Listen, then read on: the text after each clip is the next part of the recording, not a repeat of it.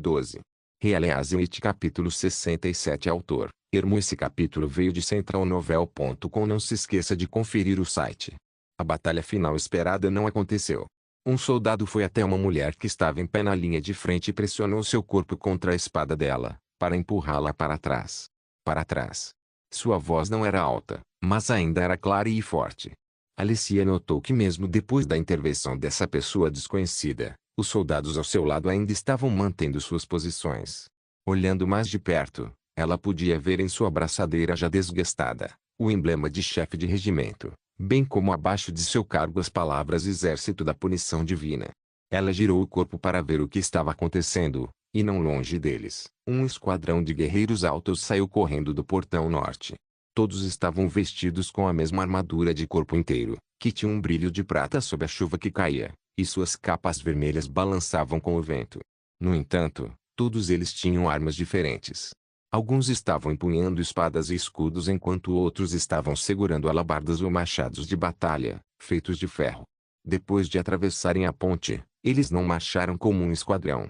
Em vez disso, eles se espalharam e foram direto ao encontro das bestas demoníacas. Que tipo de tática é essa? Eles estão criando uma bagunça terrível. Eles estão enfrentando as bestas demoníacas com poder e velocidade que excedem muito a capacidade possível de um ser humano. Eles querem lutar contra as bestas demoníacas completamente sozinhos e sem qualquer tática ou ordem. Além disso, como podemos deixar o exército da punição divina lutar sozinho contra estas bestas demoníacas? Alicia pensou enquanto presenciava a cena.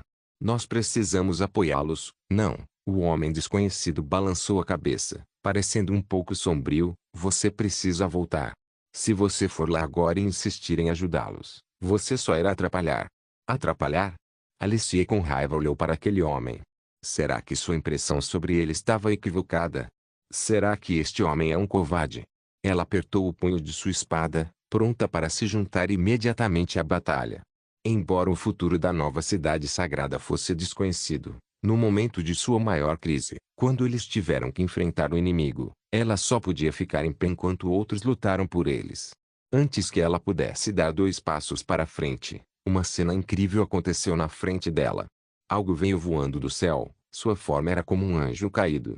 Suas enormes asas estavam cobertas de penas cinzentas e quando suas asas se abriram completamente, tinha uma envergadura de mais de 3,5 metros.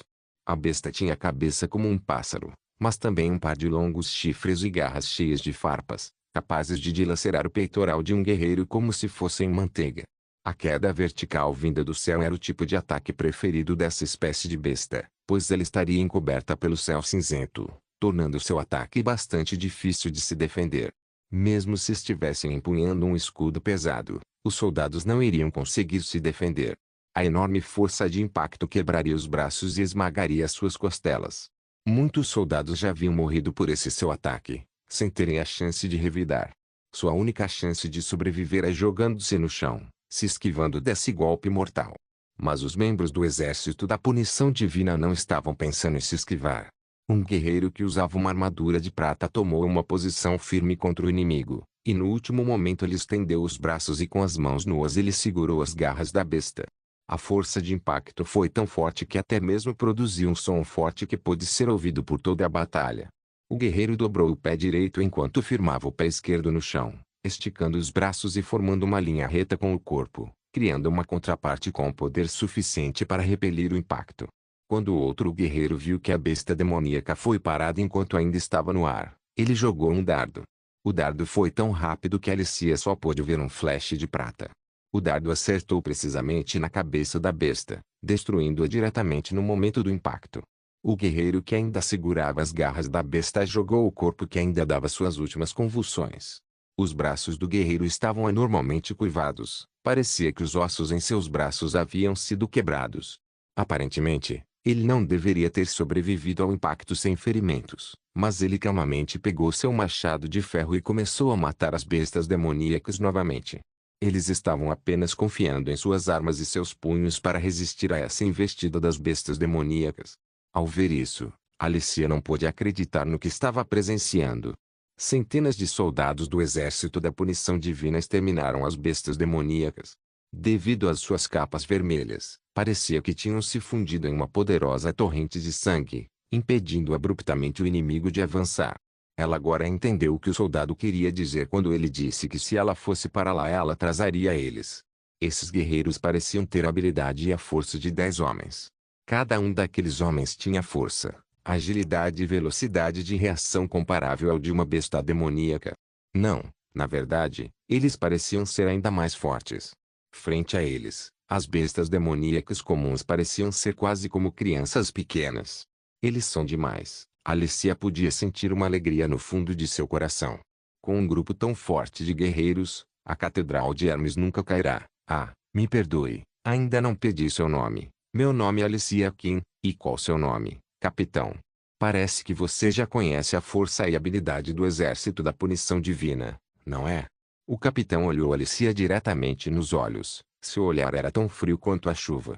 Quando ele finalmente respondeu, ele não lhe deu seu nome. Ele apenas murmurou: meu irmão é membro do exército da punição divina. Parece que vamos ganhar. O arcebispo Mine, que estava no nível mais alto da catedral, disse enquanto olhava pela janela. Ali, no ponto mais alto da nova cidade sagrada, ele estava usando um telescópio para olhar mais da metade do campo de batalha. Pode interromper o ataque das manganelas. Nosso exército em breve iniciará um ataque para recuperar as muralhas da cidade. Você sabe que ganhar não é o ponto principal, certo? De repente, uma outra voz pôde ser ouvida. O possuidor da voz usava a mesma roupa dourada que o arcebispo Mine, mas a única diferença era que sua voz denotava uma pessoa de muito mais idade. O ponto-chave desta luta é que os exércitos dos 4 reinos foram destruídos. Sim, isso mesmo. Desta forma, a defesa dos 4 reinos na fronteira ficará inútil, a última pessoa disse. Ela parecia ser a pessoa mais jovem neste trio, aparentando estar em torno de seus 30 e poucos anos e também a única mulher dentro dos 3 arcebispos. O exército dos reinos que contava com mais de 5.000 soldados bem equipados e bem treinados e também quase 1.000 cavaleiros foram imediatamente retirados do jogo. Eles precisarão de 4 a 5 anos para reerguer suas tropas. Ah! Ela soltou um gemido, e felizmente continuou: hoje é um dia tão maravilhoso. Entretanto, para alcançar esse objetivo, tivemos que sacrificar muitos de nossos próprios soldados. Eles eram a espinha dorsal da igreja. Mine suspirou: se não fosse o plano mais rápido para atingir o objetivo desejado, eu teria evitado enviar nossos soldados para o purgatório. O mais velho acariciou sua barba cuidadosamente e depois disse: não tivemos outra escolha. As bestas demoníacas apareceram, conforme está escrito no livro sagrado.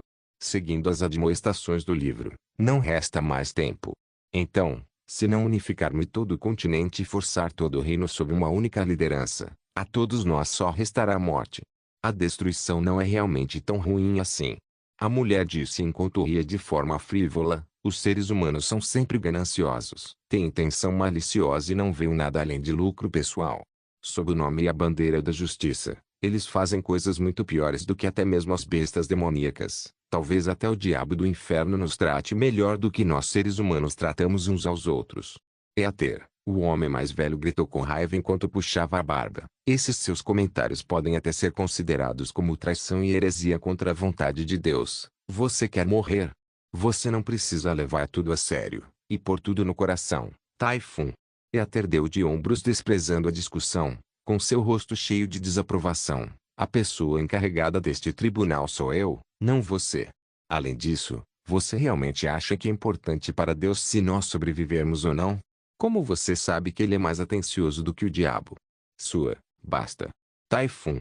Éter, Mine gritou com descontentamento. Já chega por hoje. Preciso informar ao Papa. Agora vão e completem a missão. Depois que eles partiram, Mine ficou de pé na frente da janela, com vista para o norte. Com a montanha do desespero ao fundo de uma terra coberta de neve que parecia estar em um inverno sem fim e, ao oeste, estava o território bárbaro. Ali estava o começo de tudo. Ele sabia que o arcebispo Typhon estava certo. Os soldados no exército da punição divina eram muito preciosos. Para se alistar, além de ser um fiel, o indivíduo deveria possuir uma forte força de vontade para sobreviver à transformação. Após quase um século de acumulação, a igreja só conseguiu salvar 1.000 soldados. Se quisessem lutar contra os demônios, esse número ainda não era suficiente. Mas o norte só poderia sustentar estes guerreiros. Se eles quisessem mais guerreiros, não tinham outra escolha além de unificar o continente. Claro, a arcebispo Eater também estava correta. Ela servia como juíza da igreja, realizando julgamentos para milhares de bruxas. Não importa se fossem bruxas boas ou más, todas elas seriam reunidas e mortas com os métodos mais selvagens. Quanto maior fosse a sua posição dentro da igreja, mais você poderia sentir claramente que Deus não era bom, mas também não era ruim. Como você sabe que ele é mais atencioso do que o diabo? Quando ele pensou nas palavras de Eater, Mine não conseguiu evitar e começou a rir em voz alta. Tenho medo de que só ela tenha o talento para irritar Typhon até que ele não tenha mais nada a dizer. Deus não abençoou o mundo, nem mostrou preocupação e cuidado com o diabo. Deus amará apenas o vencedor. Eleazar capítulo 68. O funeral estava sendo realizado numa área inabitada ao sudoeste de Vila Fronteiriça. Esta área, com a qual ninguém se importava antes, agora estava cercada por um muro de pedras. Neve pesada cobria esse muro que, quando observado de longe, parecia uma linha prateada. O muro não era muito alto, então qualquer um conseguiria pular sobre ele.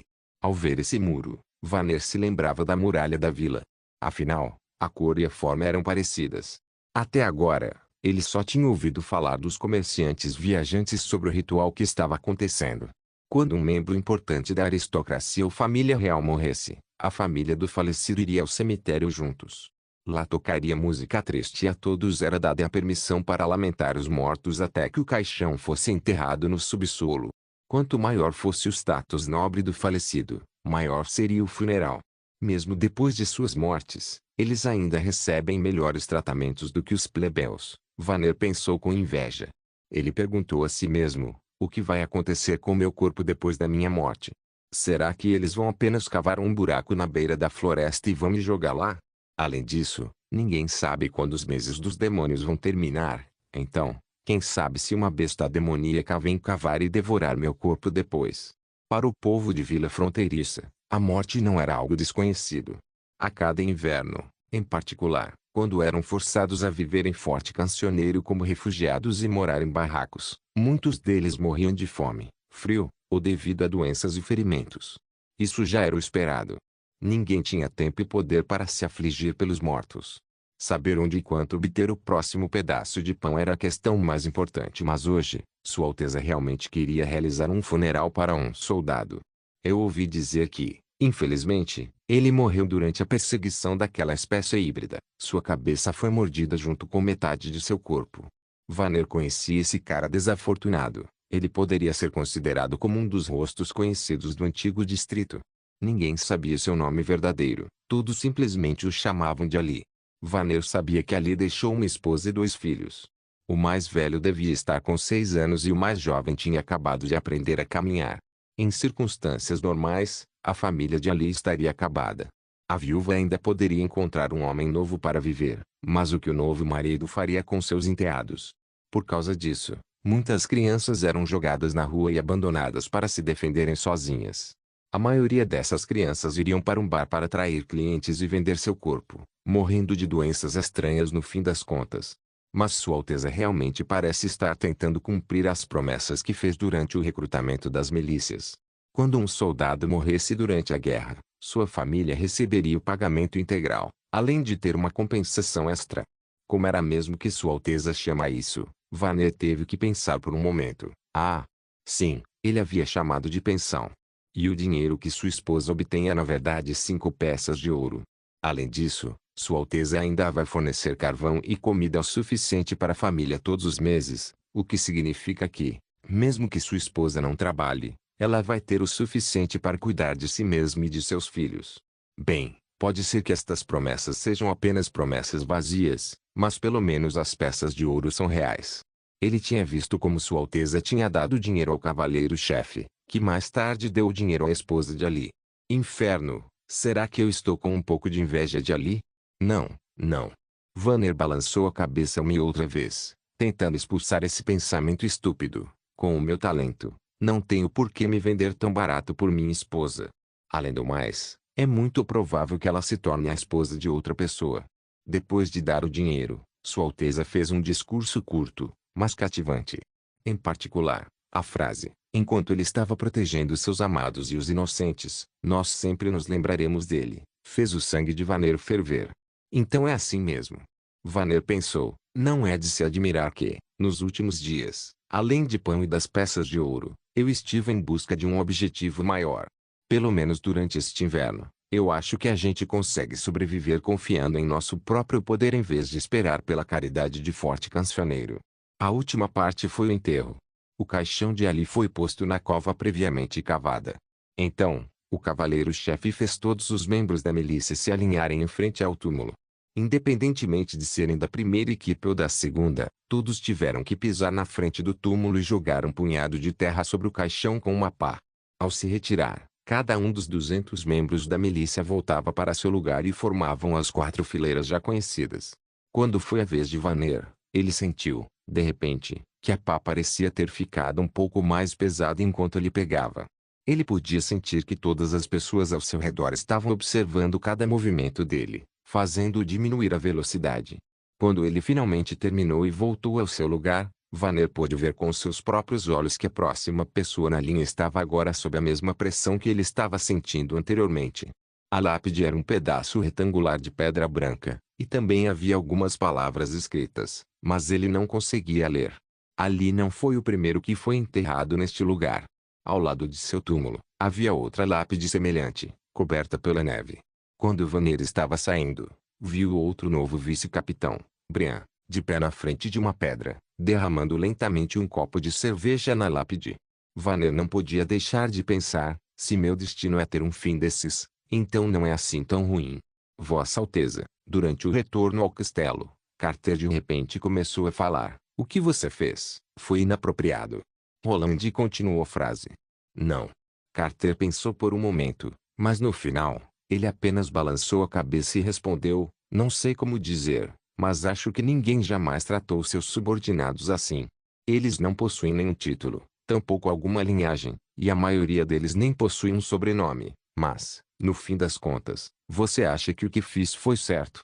Roland perguntou mais uma vez. Bem. Roland sorriu e começou a rir, pois ele certamente sabia que esse tipo de cerimônia tinha um forte apelo para Carter, que também estava lutando e protegendo ele. Quando as pessoas começam a pensar por quem estão lutando e por que estão indo para a guerra, tal cerimônia pode ser uma boa motivação. Para Carter, essa mudança tinha um significado ainda maior, pois agora, esse tipo de honra não era apenas um privilégio para a nobreza. Durante essa época, as pessoas comuns já poderiam obter o mesmo treinamento e ensinamentos que a nobreza, mas agora os civis também poderiam receber a honra de defender sua terra natal.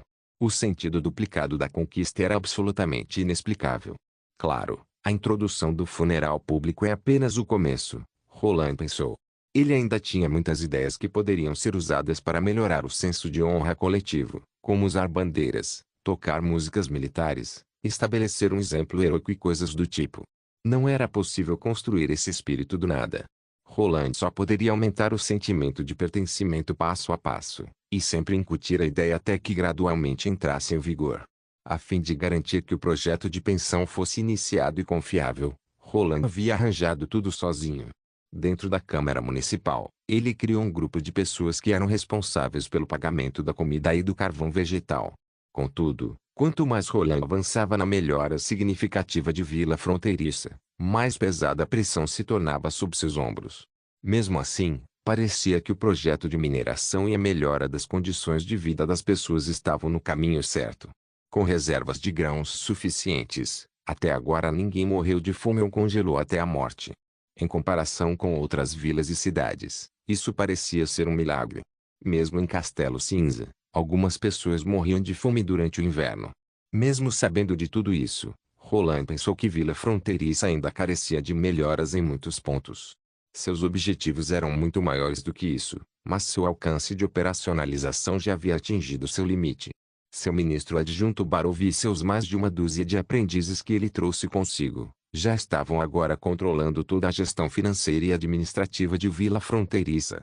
Se Roland quisesse expandir ainda mais o departamento, apenas recrutar alguns funcionários de gerenciamento não seria suficiente. Roland já havia perguntado a Barov se ele ainda conhecia algum colega protegido ou alunos favoritos, mas a resposta foi um balde de água fria. Mesmo que eu conhecesse alguns, eles não iriam querer vir para cá. Afinal, Vossa Alteza deve saber qual o tipo de reputação que possui, certo? Bem, isso parece razoável, mas era realmente muito deprimente. Quando eles estavam de volta ao quintal do castelo, Rouxinol emergiu da névoa imediatamente, dando a Indy, que estava de pé diante do galpão, um caloroso abraço. Kyle estava caminhando ao lado do motor a vapor ainda inacabado, olhando para ele, mas quando viu Roland, ela imediatamente incomodou Roland para montar e instalar a máquina autônoma. Ao ver tudo isso, Roland pensou que todo o seu trabalho duro estava valendo a pena. Release capítulo 69. 4 dias depois, no quintal do castelo. 2 poços profundos foram cavados no chão. Cada poço estava em forma circular, e quanto mais profundo, mais estreito o poço ficava.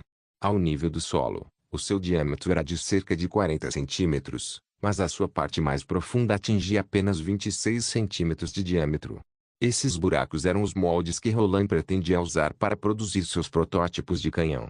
As paredes internas dos buracos foram cozidas e endurecidas por Ana. Ela queimou durante tanto tempo que ambos os buracos estavam sem falhas, como um tubo. Ela começou a endurecer os poços pelo fundo e pegava todas as bolhas de ar e sujeira, enquanto ela movia sua chama para cima. Durante a história, existiram diversos tamanhos de canhões. Roland recordou que no fim do século XVIII e dali em diante, o calibre dos canhões era determinado pelo peso de seus projéteis. O primeiro passo de Roland para produzir um canhão foi produzir várias bolas de 12 kg e, em seguida, calcular seus tamanhos de acordo com o diâmetro e a espessura da parede do tubo do canhão. Na ausência de ferramentas de medição, Roland simplesmente criou seu próprio padrão personalizado. Ele pegou uma barra de ferro e a separou em muitas partes pequenas com a largura da menor falange de seu dedo anelar, esperando chegar próximo a 1 centímetro. Depois disso, ele criou muitas cópias destas hastes de ferro. O diâmetro de uma bola de ferro de 12 kg, quando medido com a nova régua de ferro, era de cerca de 12 centímetros. Por isso, a parede mais fina do tubo tinha que ser 4 centímetros de espessura, e a extremidade traseira, que era usada como a câmara de detonação, precisaria ser de 7 centímetros de espessura para evitar que explodisse e ferisse os artilheiros. Quanto ao comprimento, havia muitos tipos diferentes de canhões, como os canhões usados em navios de guerra, tanques modernos ou artilharia moderna, e por causa de tantos tipos, Roland realmente não sabia qual escolher. Roland ainda precisava levar em conta que quanto mais curto fosse o tubo, mais leve seria o canhão e mais materiais poderiam ser economizados. Roland acenou bruscamente a mão. Acabei de construir um canhão com um comprimento de 1,5 metros. Se os resultados dos testes não forem satisfatórios, vou ajustar o comprimento mais tarde. Quando o canhão foi originalmente inventado, ele foi construído com um tubo de madeira e reforçado com anéis de ferro, como um barril nos tempos do faroeste. Roland ainda lembrava que esse tipo de canhão tinha o risco de vazamento de ar e autoexplosão, por isso seria melhor moldar o tubo do canhão de uma só vez ao mesmo tempo, formando um cilindro. E quando ele fosse perfurar cilindro de ferro com o motor a vapor, não haveria diferença na produção de canhões de calibres diferentes, bastaria somente ajustar onde a furadeira iria operar. O chamado calibre era apenas um conceito para diferenciar seus tamanhos. Se a boca fosse maior, seu calibre seria 12. Se fosse além disso não poderia ser usada como artilharia no campo de batalha. Mas o peso exato dos tubos ou dos projéteis do canhão não eram importantes, desde que eles disparassem em linha reta. Afinal, ele só estava pegando as ideias da história e não replicando elas. Roland respirou profundamente e deu a Ana o sinal para começar. Vamos dar início à produção. Ana concordou, acenando com a cabeça, pegou um lingote de aço e colocou sobre o buraco. Sob o poder de sua chama verde, o lingote rapidamente ficou vermelho e começou a derreter, formando uma pequena cachoeira de aço fundido que fluía pelo buraco. O aço fundido brilhava vermelho alaranjado e tornou-se tão brilhante que era difícil até mesmo de ver. Para proteger os olhos de Ana, Roland montou, especialmente para ela, uma armação de suporte na borda do buraco. Ela só precisava ficar em uma boa posição primeiro e então poderia se apoiar na armação de suporte para produzir o cilindro de aço sem olhar diretamente para o buraco. Normalmente, os lingotes de aço eram usados um por um e muito lentamente.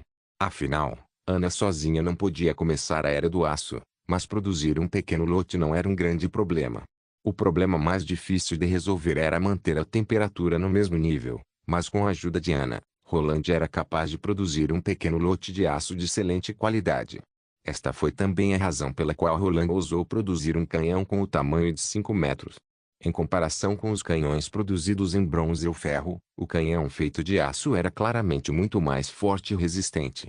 Mesmo que Roland construísse o canhão no tamanho errado, a probabilidade de que ele se auto-explodisse era muito menor. A quantidade de aço fundido continuava aumentando dentro do buraco, mas o número de lingotes também estava se tornando cada vez menor. Ao ver isso, Roland não podia fazer nada, a não ser sentir uma leve dor de cabeça. No fim, ele só poderia esperar até o momento em que ele pudesse construir alguns fornos de alta temperatura em vila fronteiriça. O número de lingotes de aço e ferro que um nobre poderia produzir era um dos critérios usados para medir a força e o poder durante esse período. Quando os 2 moldes estavam cheios, as bochechas de Anna estavam vermelhas brilhantes por causa de seu esforço. Então, Roland tirou o lenço e suavemente limpou o suor do nariz dela. Incapaz de aceitar esse cuidado embaraçoso, Anna mostrou alguma resistência no início, mas depois de alguns segundos ela obedientemente fechou os olhos e deixou Roland cuidar dela. Seu rosto tinha um brilho vermelho da luz do aço fundido, fazendo com que Roland pensasse em dar uma mordiscada em sua bochecha. No entanto, quando ele olhou mais para baixo em seu pescoço, sua clavícula fina e exposta entrou em sua visão. Os dois estavam tão juntos que Roland podia sentir o cheiro de sua fragrância delicada. Bem, Roland, com vergonha, tirou o lenço enquanto tentava controlar suas emoções inquietas. Acho que isso é tudo por hoje. Bom trabalho. Vou na cozinha pedir para prepararem um bife de pimenta especialmente para você. Agora não é o momento certo, Roland pensou traço. Se eu agir agora, todos pensarão que estou me aproveitando de uma pessoa vulnerável. Eu vou ter que esperar até que ela seja completamente livre. Quando Anna abriu os olhos, sentiu que Roland tinha limpado todo o seu suor, mas seu rosto parecia mais vermelho que antes. Ela gentilmente acenou com a cabeça para Roland e expressou seus agradecimentos. Nos próximos dias, Roland viajou várias vezes pelo castelo e pela mina da encosta norte. Além dos canhões, ele também precisava produzir as furadeiras. O método de produção das ferramentas para perfurar os tambores das pistolas e dos cilindros de canhão era bastante semelhante. Após a remoção do molde, Anna os aqueceria novamente, para que pudessem ser moldados com um martelo. Era bem diferente de produzir uma faca comum. À primeira vista, parecia uma barra de ferro bruta. No entanto, a única diferença era que tinha uma lacuna na sua parte superior, que era usada para descarregar detritos metálicos. No último passo, o ferro era temperado para aumentar sua dureza. O método de produção era bastante diferente da produção moderna de alta precisão. Afinal, Roland só precisava destas máquinas para perfurar ferro. Considerando a sua elevada taxa de desgaste, Roland e Anna conseguiam produzir cerca de 5 furadeiras dentro de uma semana. Graças a essas furadeiras e ao uso do motor a vapor para perfuração, foi que a produção de tambor da pistola de pederneira aumentou rapidamente de 2 a cada mês para 10 por dia. Depois que tudo estivesse pronto, os mineiros retiravam dos buracos as 2 peças ainda em estado bruto dos cilindros de canhão, depois limpavam a sujeira da superfície e os transportavam para a carruagem do ferreiro. Para a produção desses 2 tubos de canhão, quase todos os lingotes de aço de Roland foram consumidos. Tudo isso era de um preço inestimável. Então, Carter e toda a sua guarda foram responsáveis pela proteção do transporte, o que deixou o cavaleiro-chefe se sentir um pouco supérfluo. Carter pensou, quem em sã consciência roubaria uma coisa dessas tão inflexível? De acordo com os requisitos do príncipe, o ferreiro começou a polir e aplainar os cilindros. Quando terminaram, os cilindros foram entregues no quintal do castelo. Neste momento, eles pareciam 2 barras de ferro sólidas com aparências cinzentas e arredondadas, exibindo um brilho metálico pesado. Roland não podia esperar para iniciar a perfuração. Então, juntamente com Carter, ele trouxe o cilindro para o lugar certo e colocou a ponta da cabeça da furadeira na parte superior da barra de aço. Com o rosto cheio de expectativa, Roland puxou a válvula no motor a vapor. A furadeira lentamente começou a operar, mas não muito mais tarde já estava funcionando a uma velocidade constante. Comece, o príncipe gritou alto. Ao ouvir isso, o cavaleiro-chefe empurrou a base deslizante para que a furadeira entrasse em contato com o tubo. Quando a ponta da furadeira entrou em contato com o cilindro, um ruído áspero que até mesmo ofuscava o barulho do motor a vapor podia ser ouvido. Como lubrificantes, eles usaram banha de porco, que foi usada na perfuração, e saía na forma de um fio e espuma negra. As bruxas que estavam esperando, acabaram se retirando do galpão do madeira, e apenas Raio insistiu em ficar. Parecia que olhar para esta máquina era muito mais bonito do que qualquer paisagem. Release capítulo 70. A marmota Cola estava um tanto ansioso quando olhou pela janela. Parece que a neve nunca mais vai parar de cair neste lugar dos infernos. Ele pensou que o céu parecia exatamente com os lençóis de sua avó, que ela não lavava há anos, ambos sujos e cinza. Mesmo que ele não visse o sol, ele ainda tinha outra maneira de saber que horas eram. Esse caminho que ele estava trilhando era o caminho da milícia. Se o tempo estivesse bom, a milícia iria trabalhar todas as manhãs, começando às 8 horas, em torno da praça da vila. Esse grupo de idiotas começou um mês antes dos meses dos demônios, mas ainda estão fazendo isso até agora. Marmota pensou, essas pessoas não sabem o quão importante é economizar a maior força possível durante o inverno. Então, quando chegar a hora em que realmente vão precisar correr, eles vão ter que rezar a Deus para dar umas pernas mais fortes. No entanto, graças a esse grupo de idiotas, ele agora conseguia determinar o momento certo para sair. Certo, Cole queria fugir desta vila possuída. Embora ele tivesse recebido ordens do segundo príncipe para ficar em vila fronteiriça e observar tudo o que o quarto príncipe estivesse fazendo, e depois enviar todas as informações que conseguisse de volta a Valência, ele chegou a um ponto agora em que não queria ficar nem mais um minuto nessa vila dos infernos. Ele pensava, tenho medo que em menos de 2 semanas eu, juntamente com os habitantes desta vila, todos nós nos tornaremos sacrifícios ao diabo. E ele não estava sendo paranoico. Desde o início do inverno, coisas estranhas aconteceram uma após a outra. Talvez outras pessoas não estivessem cientes disso, o que para ele, não era surpreendente. Essas pessoas da vila não possuem nenhuma experiência. São todos uns caipiras, uns colonos. Muito diferentes das pessoas da cidade. Enquanto tiverem o suficiente para comer, eles não se importariam com nada. Mesmo que os seus caíssem sobre eles. Mas eu sou diferente, eu sou Marmota Cole. As minhas habilidades em furtar informações, espionar e obter as notícias mais confidenciais são as melhores. Por isso que Sua Alteza Timothy em pessoa me contratou por esse trabalho. Uma noite, quando ele escalou a muralha da vila, Marmota descobriu uma arma estranha capaz de derrubar bestas demoníacas. Mas é claro que essa não era a descoberta mais surpreendente. O quarto príncipe estava trabalhando abertamente com uma bruxa. Deus misericordioso, será que pode haver algo mais profano do que isso? Não pode haver outra explicação. O diabo está controlando o quarto príncipe. Mesmo que o príncipe só quisesse experimentar o corpo de uma bruxa, ele certamente faria isso se estivesse escondido em seu castelo. Não era a primeira vez que Cole ouvia que um nobre se tornara viciado no corpo das bruxas. Afinal, havia muitos aristocratas com hábitos estranhos. Mas isso se transformou em um assunto completamente diferente quando foi feito em público. E não era uma ilusão, não. Marmota tinha visto com seus próprios olhos. Lembrando do ditado trabalho bem pago, trabalho bem feito, todos os dias, quando a neve dava uma trégua, Cole caminhava em direção à muralha da vila. Lá, ele muitas vezes podia ver a figura do quarto príncipe fazendo seu trabalho. No começo, ele se perguntava a si mesmo, o que deu nesse príncipe incompetente e mimado a coragem para permanecer aqui em vila fronteiriça durante os meses dos demônios, e não se mijar todo e fugir correndo para Forte Cancioneiro. Mas agora ele finalmente entendeu. O príncipe já havia sido substituído pela diabo. Ele estava em seu esconderijo quando a grande besta demoníaca destruiu parte da muralha, sendo morta logo em seguida pelo trovão do diabo. Daí a investida das bestas demoníacas pelo buraco foi interrompida pelas chamas evocadas pela bruxa. E foi exatamente essa bruxa que depois se jogou nos braços do príncipe. Ele também havia escutado rumores constantes de seus vizinhos. Eles falavam sobre uma bruxa que supostamente tinha a capacidade de curar feridas.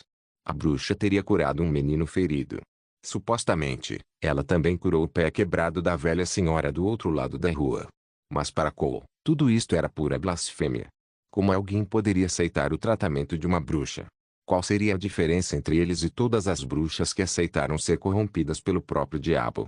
No entanto, a gota d'água para Cole foi há 2 dias, quando viu uma bruxa voando ao redor do castelo do príncipe por 2 vezes e depois aterrissou em seu quintal. O que o Papa da Igreja sempre dizia: uma bruxa só conseguirá seus poderes depois de ter caído na tentação do diabo. E até agora ele já tinha visto uma bruxa com o poder de evocar chamas e outra bruxa com a habilidade de voar ao redor do castelo. Juntamente com os rumores sobre a bruxa com capacidade de cura, ele chegou à conclusão de que pelo menos 3 bruxas haviam se reunido nesta maldita vila. Sem dúvida, o diabo transformou o castelo em sua própria morada, e agora ele está gradualmente começando a transformar os habitantes da vila em seus seguidores. Eu tenho que sair desta vila o mais rápido possível. De qualquer forma, estou segurando a fórmula alquímica para o pó cinzento usado para construir a muralha da vila em minhas mãos. Se eu entregar isso ao segundo príncipe, além de não ser punido, talvez eu até possa receber alguma recompensa. Dia após dia, Cole lamentava cada vez mais o fato de não ter ido embora junto com a primeira leva da aristocracia de Vila Fronteiriça para Forte Cancioneiro. Mas agora, se ele quisesse sair desse lugar, o caminho pela estrada não era uma alternativa viável. Durante todo o inverno, continuaria a nevar e nevar, tornando impossível caminhar ou andar até Forte Cancioneiro. Sua única saída era entrar sorrateiramente em uma embarcação comercial de Vila do Salgueiro. De acordo com as observações de Cole, todos os primeiros dias do mês, um navio de Vila do Salgueiro entregaria comida à Vila Fronteiriça. Após 2 ou 3 horas de carga e descarga, o navio voltaria a navegar e deixaria o porto. Ele só tinha esse pequeno período de tempo para embarcar. Caso contrário, ele só poderia esperar até o próximo mês. Hoje, finalmente, é o primeiro dia do mês. 1, 2, 3, 4. 1, 2, 3, 4. Cole ouviu novamente o slogan já familiar da milícia. Ele podia ver um grupo de homens em uniformes de couro marrom correndo com muita disposição. Se Cole não visse tudo isso como obra do próprio diabo, ele teria que admitir que era uma cena notável. Finalmente, é hora de partir. Cole pensou. Depois de vestir seu casaco de peles e apertar seu cinto, Cole saiu de sua cabana. Neste momento, um vizinho que estava sentado do lado de fora de sua cabana viu Cole e o cumprimentou. Bom dia. Para onde será que o senhor está indo tão cedo pela manhã? Cole teve que reconhecer que, embora a Vila Fronteiriça fosse agora controlada pelo diabo, graças a isso, a vida dessas almas se tornou muito melhor em comparação com suas vidas anteriores. Eles até se atreviam a deixar os peixes secarem do lado de fora de suas casas. Afinal, se as pessoas tivessem fome o suficiente, mesmo que o peixe fosse tão duro quanto uma pedra, eles ainda tentariam engolir. No entanto, Cole não respondeu à pergunta do homem. Em vez disso, ele olhou para a milícia e, quando os viu dar a volta em uma esquina, ele foi direto para o cais. Os residentes aqui achavam que Cole era o irmão mais novo do Pá de Ferro, que veio da Montanha do Dragão Caído para visitar sua família. Mas é claro, tudo isso era mentira. Anteriormente, ele tinha pego o verdadeiro Pá de Ferro, questionado sobre seu nome e de onde viera, matando-o logo em seguida. Ele então pegou as roupas do Pá de Ferro e disse que era seu irmão. Esta era apenas uma identidade criada casualmente, então Cole não se importava se acreditavam nela ou não. Nos últimos dias, a neve tinha caído pouco, de modo que quase não havia neve debaixo de seus sapatos. Ele manteve uma velocidade constante para que pudesse gastar o mínimo de esforço possível. Já quanto às pegadas que ele deixava para trás, isso não preocupava a Cole. Dentro de um dia, a neve cobriria todas as suas pegadas. Talvez, mesmo quando chegasse em Valência, eles ainda não teriam a menor ideia sobre o seu paradeiro. Quando ele se aproximou do cais, Cole viu o navio mercante há muito tempo atracado. Sob os olhos atentos dos guardas, sacos de trigo estavam sendo levados até o armazém. Cole verificou novamente o conteúdo de seus bolsos, contabilizando 2 peças de ouro e 16 peças de prata, praticamente tudo que ele possuía. Ao ver que haviam 6 guardas, Cole pensou que não seria suficiente, embora ele tivesse 2 peças de ouro. Então, sua única saída seria subornar o responsável pela entrada e saída de pessoas, o porteiro. Assim que os bens fossem descarregados e pudessem oferecer uma proteção para a qual não ser visto, ele imediatamente iria em direção ao porteiro e perguntaria se ele gostaria de ter um futuro promissor ou se ele queria levar uma surra. Enquanto ele pudesse entrar a bordo, Cole acreditava que, com toda a probabilidade, a tentação das peças de ouro seria suficiente e o capitão o levaria embora. No momento em que Cole estava pronto para pôr o seu plano em ação, ele ouviu gritos atrás dele. Seu coração imediatamente ficou sombrio. Quando ele se virou, descobriu que parte da milícia estava correndo até ele, vindo de todas as direções e não deixando nenhuma rota para ele escapar. Ao ver que não havia escapatória, Cole imediatamente colocou as mãos no ar e caiu de joelhos. Um de seus lemas era não mostrar resistência inútil. Desde que vomitasse toda a informação de seu empregador, ele estaria seguro, ou provavelmente eles até tentariam contratá-lo por um preço ainda maior como um agente duplo. Enquanto ele tivesse dinheiro, ele faria qualquer coisa. Este era o princípio de Marmota. Mas havia um ponto em que ele não entendeu. Como eles conseguiram encontrá-lo? Eleazarite capítulo 71. Além de acender o fogo na lareira, Barô também colocou um candelabro de mogno na mesa. Este candelabro tinha uma base que se dividia em 4 braços. Um no meio, que também era o mais alto, e 3 braços que cercavam o braço do meio em uma forma triangular. Uma vela acesa foi colocada em cada braço, e o candelabro parecia uma montanha brilhante enquanto queimava. A sala estava permeada com cheiro de óleo de pinheiro, semelhante a um odor de madeira doce e podre, o que fazia as pessoas se sentirem sonolentas. No entanto, em Vila Fronteiriça, Barov não podia pedir mais. Nesta terra pobre, ele não podia exigir nada requintado ou elegante. Aqui, todos ficariam felizes se tivessem um abrigo sobre suas cabeças. Então, Barov podia dizer que tinha muita sorte em possuir esse quarto tão grande. Seu quarto dentro do castelo não estava longe do pátio, pois era onde estava localizada a prefeitura do antigo Lorde. Claro, quando o Lorde deixou o castelo, ele levou toda a sua equipe com ele. Então agora, o quarto pertencia apenas a Barov. De vez em quando, ele podia ouvir o sussurro de vozes no castelo e o vento uivante de fora da janela, o que conferia a impressão de que Barov estava entre 2 mundos completamente diferentes. A velha mesa de madeira que Barov escrevia estava cheia de livros e pergaminhos. Em ambos os lados, ele organizou uma mesa, formando um geralmente, as mesas não estavam ocupadas por ninguém. Ele apenas as utilizava para deixar seus manuscritos abertos. Quando necessário, ele convocaria seus discípulos e colocava todos os pergaminhos em uma de suas mesas laterais. Lá, eles poderiam organizar suas informações ou escrever o primeiro rascunho para um documento oficial. As velas no candelabro já foram trocadas 3 vezes. Além de trocar as velas, a mão de Barov não parava de escrever em seus pergaminhos. Para ele, o tempo era muito precioso. Já havia uma pilha de documentos à mão, esperando para ele conferir e analisar. Além disso, as despesas propostas por Sua Alteza também deveriam ser revisadas. O tempo médio de trabalho de Barov era de 10 horas por dia, mas ele não se sentia cansado. Pelo contrário, era onde ele podia mostrar todas as suas habilidades. Então ele tinha a sensação de que seu corpo tinha uma energia inesgotável. É assim que deveria ser sempre. Barov pensou traço. Ninguém está falando ao meu redor. Todos os meus aprendizes são responsáveis e inteligentes. Nenhum deles está atrasando o trabalho ou fazendo alguma bagunça. Enquanto cumprirem todas as ordens do príncipe, eu posso trabalhar especificamente na administração sem ajuda de outros. Se os comandos do príncipe pudessem ser um pouco mais normais. Enquanto Barão pensava isso, ele mordia os seus lábios em pesar. Por exemplo, no momento, todas as correspondências oficiais de Roland foram seladas com seu selo, como a última em que enviou para a Vila do Salgueiro. Nesta correspondência, Roland solicitou pessoas para trabalhar com a administração da vila e um brigue com toda a tripulação. 1. A nota de resposta foi: com o valor oferecido, você não conseguirá contratar um capitão, um timoneiro e os marinheiros. Depois de ler a resposta, Barão ficou boquiaberto. Sem essas pessoas, como eles entregariam o brigue? Eles voltariam depois de entregar o brigue. Além disso, porque eles precisavam comprar um brigue? Este era o ponto mais crucial. No momento, o comércio entre Vila Fronteiriça e Vila do Salgueiro estava estável. Mesmo após o término do inverno, se eles quisessem expandir o comércio de minério, só precisariam enviar uma notificação e Vila do Salgueiro aumentaria imediatamente o número de embarcações para o comércio. Não valia a pena comprar um brigue. O cais da vila é apenas para desembarque e descarrego, não serve para mais nada além disso. E sem marinheiros que possam cuidar disso, não demoraria muito para que o brigue fosse abandonado. Será que isso é outro daqueles momentos de loucura de Sua Alteza?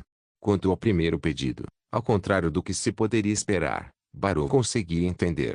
No momento, não havia ninguém com tempo livre em toda a prefeitura. Barrow já trouxe mais de 10 pessoas para supervisionar o trabalho com o comércio, sendo estas pessoas as responsáveis pelos relatórios estatísticos e pela liquidação de receitas e despesas. O próprio Barrow era responsável por todo o trabalho administrativo e legal, o que obviamente era ilógico. Como Sua Alteza queria separar esses setores, era necessário ampliar a quantidade de funcionários na prefeitura. Em circunstâncias normais, o ministro adjunto iria assumir tantas responsabilidades quanto fosse possível. Toda pessoa que tivesse muito poder em suas próprias mãos teria um sentimento de satisfação. Barrow queria ser como seu professor, o ministro das finanças do reino. Ele era o único responsável pelas finanças de Castelo Cinza e também era a mão direita do rei. Certo, bem, agora apenas Vila Fronteiriça é importante, Barrow acrescentou em seu coração. Embora Roland tivesse prometido a Barrow que iria lutar pelo trono, ainda havia um longo caminho a percorrer. Barrow não sabia quando aconteceu, mas hoje ele realmente acreditava que o quarto príncipe era um verdadeiro candidato ao trono. Comparado com o passado, era a diferença entre o céu e a terra. Antes, ele pensava que um jovem tão ignorante e fanfarrão jamais poderia se tornar o rei. Mas, desde que chegou à Vila Fronteiriça, Barrow foi pego de surpresa diversas vezes. Até agora, Vila Fronteiriça ainda era capaz de sobreviver apenas dependendo da milícia. O fato de que eles ainda pudessem se proteger era realmente louvável. Isso sem mencionar todas as coisas estranhas que o príncipe inventou. O fato de que ele pudesse lidar com todas essas pessoas é algo totalmente diferente do quarto príncipe que ele conhecera. Ele se parecia mais como o próprio diabo, conhecedor de uma miríade de coisas. Neste momento, ele ouviu um som estrondoso em sua porta, fazendo-o parar o trabalho e responder: "Entre." A porta foi aberta por um de seus discípulos favoritos, Fileira Arrow. "Respeitado professor, pegamos outro rato." "Oh. E vocês já o questionaram?" "Sim, ele disse que foi Timothy quem o enviou." "Durante a procura em seus pertences, encontramos pó de cimento, algumas moedas e uma carta." Arrow aproximou-se e entregou a Barrow o envelope envolto de couro. "Quanto a outras informações, ainda estamos interrogando ele." "Professor, como lidar, assim como das outras vezes, escreva todas as respostas no livro e depois enforque o espião." Barrow ordenou. "Sim." Arrow saudou e continuou: "Farei conforme o professor ordenou." Quando a porta foi fechada novamente, Barrow não continuou a trabalhar. Em vez disso, ele voltou para sua mesa e abriu o pergaminho selado com abridor de envelopes, tirando a carta. "Já é o quarto," ele pensou. Muito antes dos meses dos demônios começarem, Roland Wimbledon o convocou e discutiu este assunto. Sua Alteza Real acreditava que, quando o pó de cimento, o novo pó de neve e as bruxas fossem revelados, os espiões escondidos de seus irmãos não poderiam suportar, e com toda certeza informariam seus superiores sobre isso. Esse seria o melhor momento para eliminar os ratos. Pensando nisso, Barrow teve que concordar com a primeira parte de sua declaração, mas não com a segunda parte. Na sua opinião, Vila Fronteiriça tinha mais de 2.000 habitantes, o que tornava impossível controlar a todos. Eles simplesmente não tinham a mão de obra, e as pessoas que tinham não eram treinadas para isso. No entanto, Sua Alteza parecia não ver seus pontos e disse: "Por que precisamos de tantas pessoas? Todas as pessoas daqui, de Vila Fronteiriça, serão os nossos olhos." Barrow não podia acreditar que o príncipe acreditava em suas próprias palavras e deixaria que essas pessoas ignorantes, comuns e estúpidas monitorassem e encontrassem os ratos. Isso era simplesmente impossível. Mas as pessoas mostraram que ele estava errado. Quando Roland ordenou o primeiro censo após o início do inverno, ele deu ordens especiais às pessoas que viveram 5 anos ou mais dentro de Vila Fronteiriça.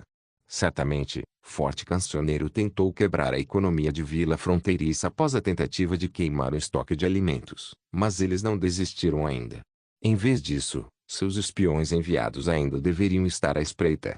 A maioria deles deveria estar disfarçada de parentes de pessoas da vila ou comerciantes que estavam muito atrasados para voltar para o forte, sempre à procura de uma oportunidade para prejudicar Vila Fronteiriça. Então, se alguém visse alguém suspeito, eles deveriam imediatamente denunciá-los à prefeitura. Uma vez que fosse verificado, eles receberiam uma recompensa de 25 peças de prata. Os resultados desta estratégia mostraram que eram extraordinariamente eficazes. Naturalmente, no início, eles receberam alguns falsos positivos, mas não demorou muito para encontrar o primeiro rato e assim o prender. Barov lembrou-se de que Roland dizia esta frase estranha com orgulho. O que ele disse mesmo? Barov pensou por um momento. Assim, era algo como: deixe o inimigo mergulhar no mar profundo da luta contra os plebeus. Esta frase tinha uma sintaxe realmente estranha. O ministro adjunto balançou a cabeça e abriu a carta entre seus dedos. A pessoa chamada Marmota enfatizou repetidamente que vários fenômenos mostravam que o quarto príncipe, Roland Wimbledon, foi substituído pelo diabo e Barrow conseguiu ver claramente o medo nas entrelinhas. Quando Barrow pensou em como o príncipe usava várias pessoas, ele realmente não podia deixar de sentir um pouco de reconhecimento. Ele respirou profundamente e então segurou a carta em cima da vela, a qual logo pegou fogo e se transformou em cinzas. A pedra da retaliação divina. 2. Não faz nada com o príncipe e o próprio não a teme. Então, ele não poderia estar sendo controlado pelo diabo, não é? Eliaswit capítulo 72. Timothy Wimbledon sentou-se no trono, com sua mão esfregando o cetro real enquanto olhava para os ministros dentro do panteão. Este é o sentimento pelo qual busquei, ele pensou, e não aquele sentimento de estar enclausurado em Valência, onde eu tive que supervisionar o interminável emaranhado entre os comerciantes, que só lutavam pensando em seus próprios umbigos. Ele parou o esfregar do cetro e começou a tocar o chão com a sua parte de baixo, para que todos no salão ouvissem. Quando todos os olhos se concentraram nele, ele assentiu e ordenou: você, pode começar. Vossa Majestade, eu tenho algo importante para denunciar. O primeiro a ficar à frente foi o cavaleiro Eymar, apelidado de Ser Coração de Aço, que era responsável por tudo a respeito da defesa da cidade real de Castelo Cinza. Fale, a caça às bruxas pode ser interrompida temporariamente. Vossa Majestade, as buscas recentes se tornaram cada vez mais agressivas e excessivas. Ouvi dizer que ontem, várias mulheres foram tiradas de suas casas, foram presas e depois agredidas nas masmorras. Uma delas até morreu enquanto estava na prisão. Mais tarde, descobriu-se que nenhuma delas era realmente uma bruxa. Agora o pânico se instaurou dentro da parte externa da cidade. Se continuar assim, temo que haja um número significativo de fugitivos. Timothy franziu a testa. Foi ele quem ordenou a caça às bruxas. Ele ainda não conseguia descobrir a verdade sobre a morte de seu pai, muito menos acreditar que seu pai tenha se suicidado. O sorriso estranho que seu pai tinha em seu rosto antes de se matar foi terrível, deixando Timothy aterrorizado. Seu pai usava a pedra da retaliação divina da mais alta qualidade.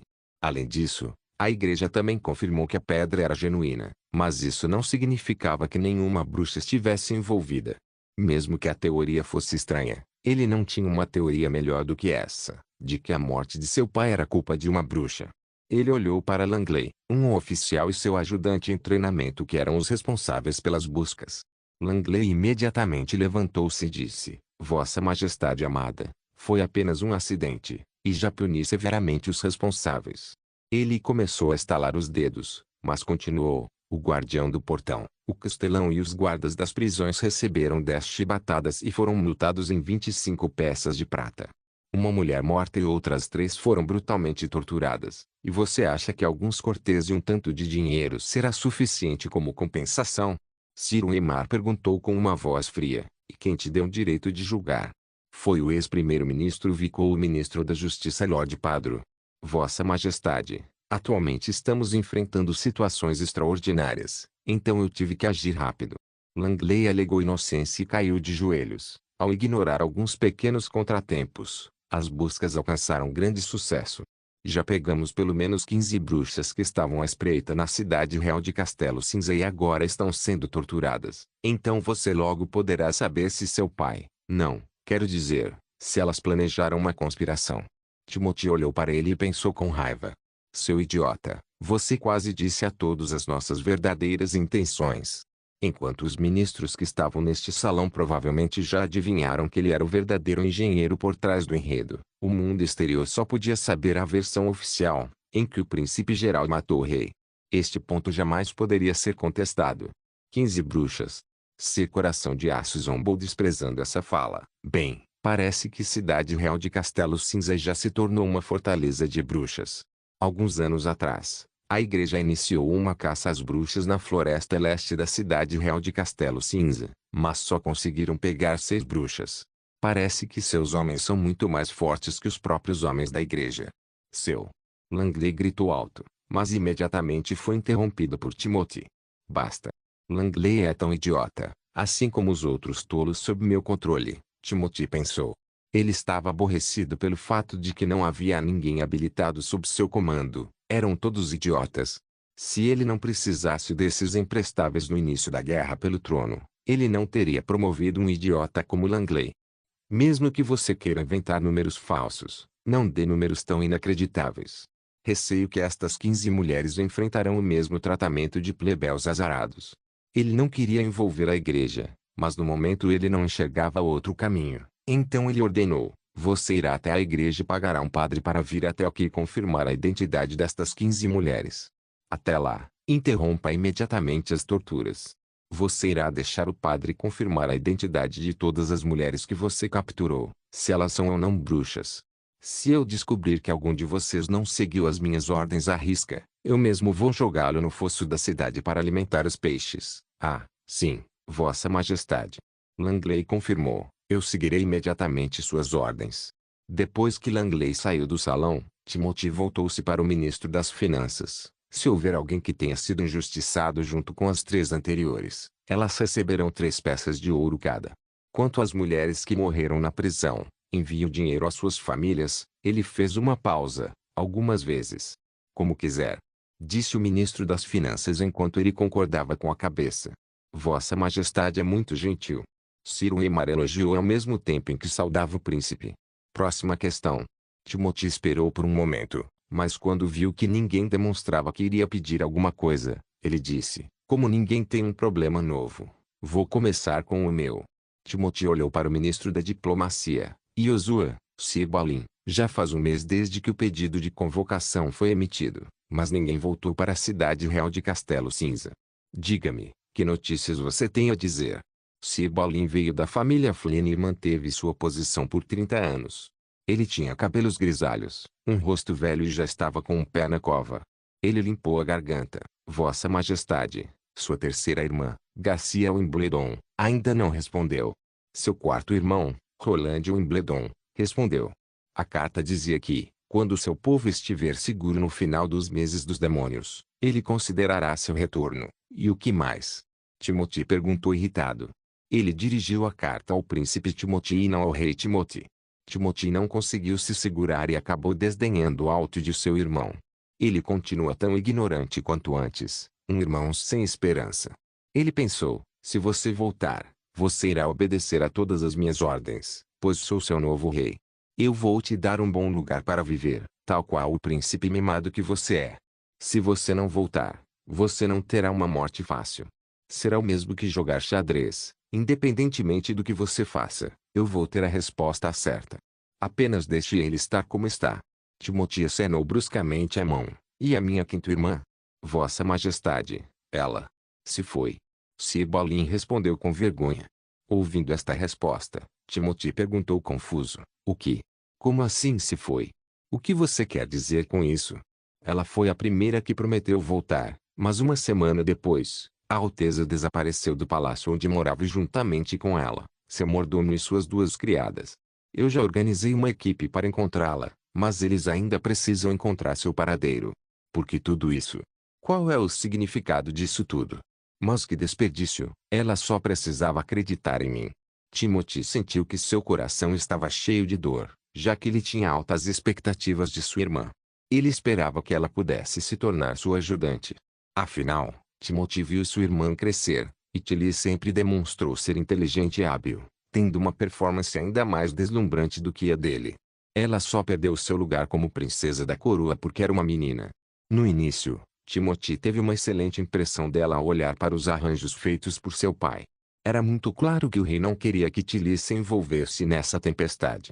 Por causa disto, ele deu a Cidade da Prata, que estava perto de Cidade Real de Castelo Cinza e tinha um ambiente de negócios comuns sem possibilidade de treinar tropas.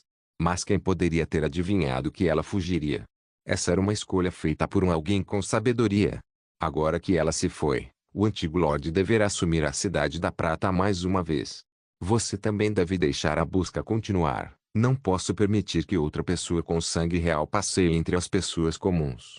Ele cerrou os dentes, tentando suprimir suas emoções furiosas. Bem, até agora, apenas minha terceira irmã mais nova se recusou a obedecer. Sim, Vossa Majestade. Sir Balin respondeu. Uma vez que ela decidiu ser tão teimosa, nós teremos que tomar algumas medidas difíceis. Timothy disse enquanto olhava para o primeiro-ministro Vic. Para iniciar uma guerra, o primeiro-ministro e o rei devem aprová-la. Como ele era seu maior defensor, obter sua aprovação não seria um problema. Vou deixar o Duque Rian proteger a fronteira do sul, forçar Garcia a desistir do porto de Água Clara e acompanhá-la de volta para a cidade real de Castelo Cinza. Com certeza. Marquês Vic respondeu, isso não deve demorar. Por favor, dê a ordem para a guerra, para que o ministro dos Negócios Estrangeiros dar início. Timothy sentiu com satisfação. No momento em que ele iria pedir ao secretário para começar a redigir a ordem, passos apressados foram ouvidos de fora do salão. Então, com um barulho que mais parecia uma explosão, as portas foram abertas e um cavaleiro vestindo um manto listrado azul entrou no corredor. Timothy imediatamente o reconheceu. Ele era o famoso Cavaleiro Vento Gélido, Naimua. Ele caminhou direto para o centro do salão, ajoelhou-se e disse, Vossa Majestade, acabei de receber notícias do sul. Ele ofegou alto e sua voz estava claramente ansiosa. Sua irmã Garcia Wimbledon, em apenas 5 dias, derrotou as tropas de Duque Rian e ocupou a cidade da Águia. Ela também se declarou como a Rainha de Água Clara, e todos os lordes do sul responderam e declararam seu território como independente. Obrigado por assistir, até a próxima. Solen irmãos. Solen irmãos.